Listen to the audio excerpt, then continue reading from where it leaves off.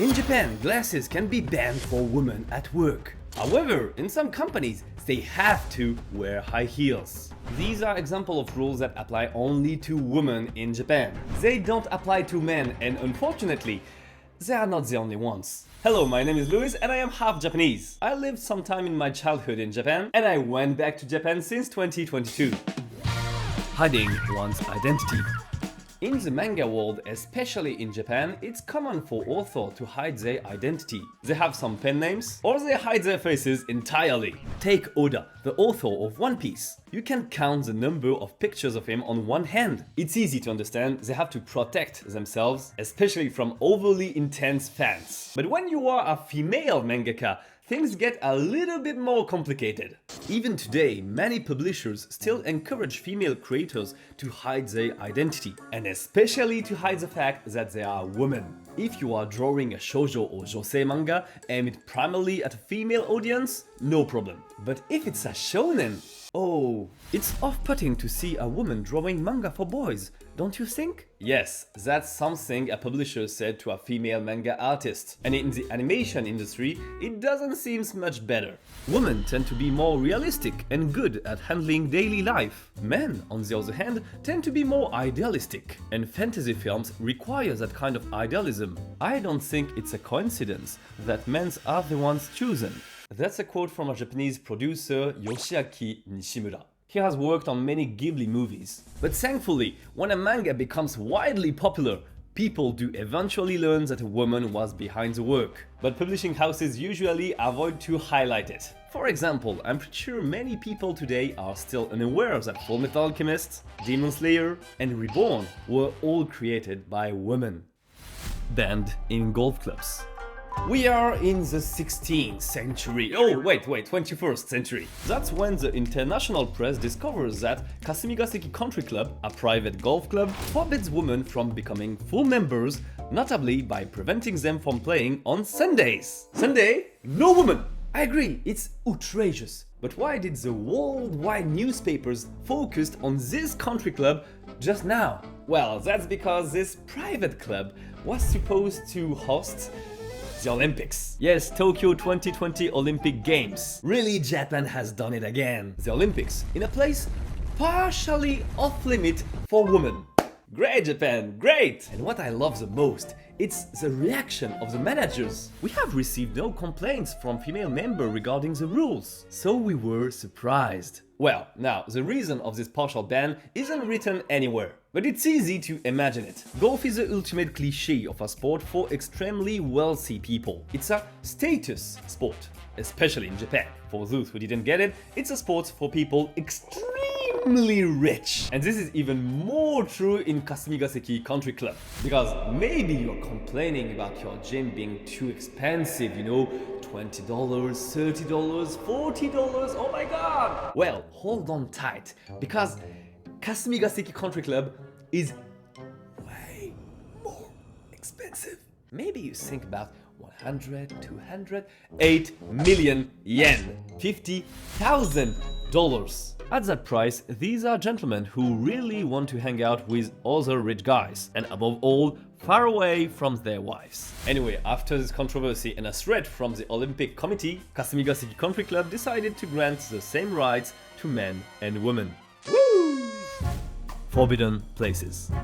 There are many other places in Japan that are off limits to women. Do you know about Mount Omine in Nara Prefecture? It's one of the places categorized as Yonin Kinsei, which literally means prohibited to women. This is a Japanese practice that involves banning women because they are women. Most of these are religious sites. The term used is Yonin Kekkai, barrier for women. So just for you, this is a list of such places. Okinoshima Island, which is a UNESCO World Heritage Site. In reality, it's forbidden to women, but it's not easy for men either. Only priests are allowed on the island. Next one, the dohyo. This is the sumo wrestling ring. Yes, it's a sport, but it has some religious meaning behind it. However, there are women's sumo competitions called onnazumo, and contrary to what you might think, it's not a modern sport. In fact, onnazumo has been practiced since mid-Edo period. However, at that time, the sport had a more voyeuristic effect. Women didn't have any bra. Ishigaki Jinja on Awaji Island. It's a place where women are not allowed to approach the shrine too closely. And finally, Ishibutsuyama in Ishikawa Prefecture, a place where, in March, a festival is held to pray for a good harvest at a site in front of a massive rock. Women are prohibited, but only if they are over 14 years old. The reason behind all this woman barrier in Japan is because of blood. Blood is considered in the Shintoism impure. It's what they commonly call kegare. And since women menstruate and give birth in blood, they are considered impure.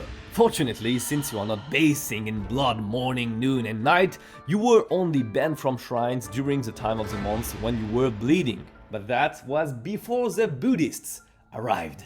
When Buddhism came to Japan to avoid upsetting the ruling power, especially the emperor, who I remind you is considered as a direct descendant of a goddess, Amaterasu, so they tried, to be cool with Shinto beliefs. They were like, Buddhism is the truth, but Shintoism is the truth too.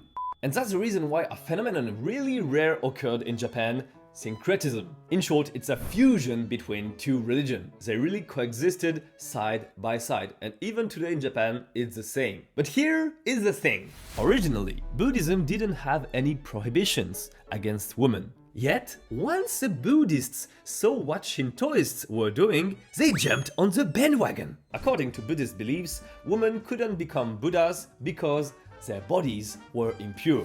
Their bodies let men into desire. And this is why women were banned from sacred places. Thankfully, during the Meiji era, almost all the Nyonin Kekkai were lifted. But really, you have to understand, there used to be a ton of them. Even Mount Fuji wasn't accessible to women until 1868. Nowadays, Japanese women have the same rights as Japanese men, but the place where the biggest disparities still remain is at the workplace. At the workplace, Masuda is in a panic. Inside the large company building, he's running in every direction. Finally, he arrives at the accounting department. Yes, there. He should find what he's looking for. He bursts through the door and shouts in the open space. "Excuse me, is there a woman available to serve the tea?" No, this isn't a joke. Stills happen in Japanese company even today. Some employees believe only women should serve the tea. Basically, when a client arrives, someone has to serve them a drink. And that role, 99% of the time, is done by a woman. So when there is no woman in a department, it's a panic! I found this information on a site that lists rules only for women, and believe me, there is a ton of them. First off, women being banned from wearing glasses. This is a rule I mentioned before, and it got a lot of attention. The reasoning behind it, pretty simple. Glasses make a woman's face look cold. Makeup, on the other hand, is mandatory. Of course, there is no written rule, but in certain large companies, if you show up to work without makeup, you'll definitely get comments. I told you also about high heels. They are regulated. There's a minimum height requirement. Another one, answering the phone. If it's an external call, then of course, it's a woman who has to answer. And if there is only men around, the phone keeps ringing. Do you want another one? Again? In finance, more and more banks are moving away from uniforms. But strangely, not at the same pace for everyone. Men often no longer have to wear uniforms, but women still do. But I have to tell you, the most astonishing rules are about children and marriage. Pregnancy calendar. すいません! In 2018, a daycare worker and her husband had to apologize to her boss. Why? That's because she got pregnant at the wrong time. You might have already heard this story. The idea is that if all the employees get pregnant at the same time, it creates chaos. So the boss created a pregnancy calendar so that employees could get pregnant one after the other. The order was based on age, seniority, and so on. And apparently, even though it's not official, many Japanese companies use this pregnancy calendar. Forbidden to work after having a child. In Japan, quitting your job after getting married or having a child is extremely common. So common that many women want to stop working at that point. But also, the people around them expect them to do so. In 2015, 20% of pregnant women were fired within 9 months of getting pregnant. As usual, this is not in every company, but it has become an unspoken rule. The pressure can come from the workspace, the husband, or even family and friends. In Japan, it is still very much career or family. Basically, you have to choose between working or taking care of the kids. In Japan, once women have a child, they lose access to stable employment and they are forced to quit. But since the husband's income is not enough for the whole family, they still have to work. Though not in higher level jobs, they have to do baito.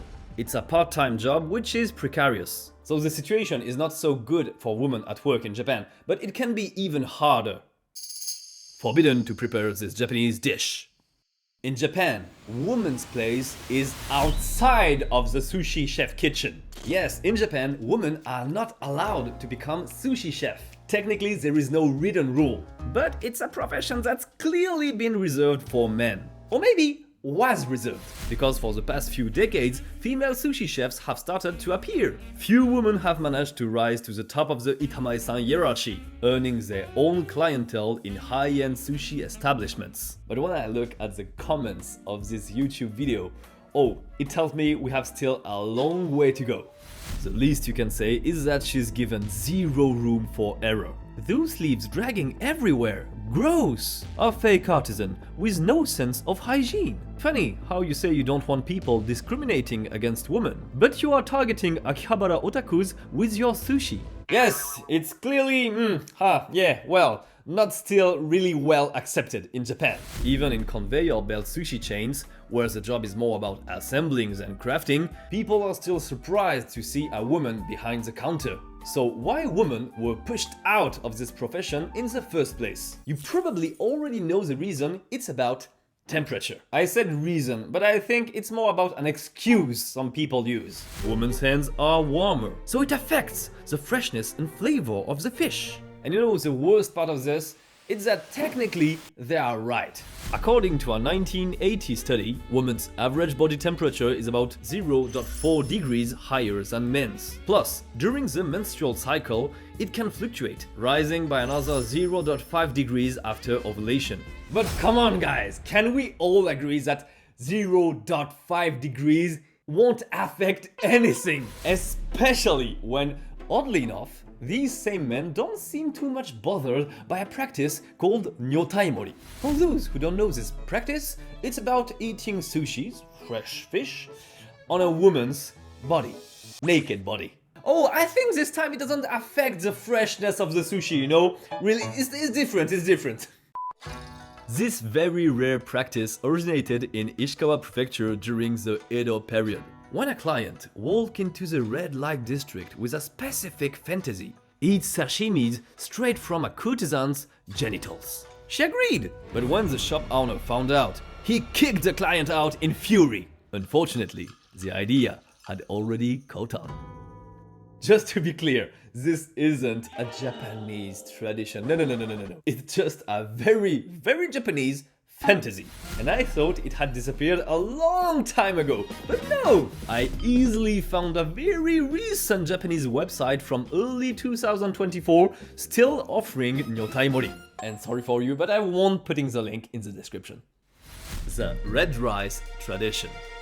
In Japan, there is a dish called osekihan. It literally means red rice. It's made from glutinous rice, mochigome, steamed together with red azuki beans. That's what gives the rice its reddish color. But this dish in Japan isn't an ordinary meal. It is served on special occasions, each marking a milestone in your life. For example, a birth, a wedding. But for girls, there is one more occasion than for boys. In a household, when a girl gets her first period, the mother serves this symbolic red rice to the entire family so that everyone knows that her menstruation has arrived.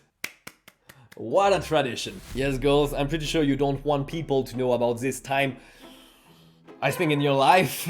Tell me if you want your entire family to eat red rice when your menstruation has arrived, and you can tell me in the comments which rule has shocked you the most. I'm really new to making video in English, so I'm absolutely not used to it. Sorry for the pronunciation, like these, I'm not so used to do this. Subscribe and drop a like if you liked the video, and of course, またね!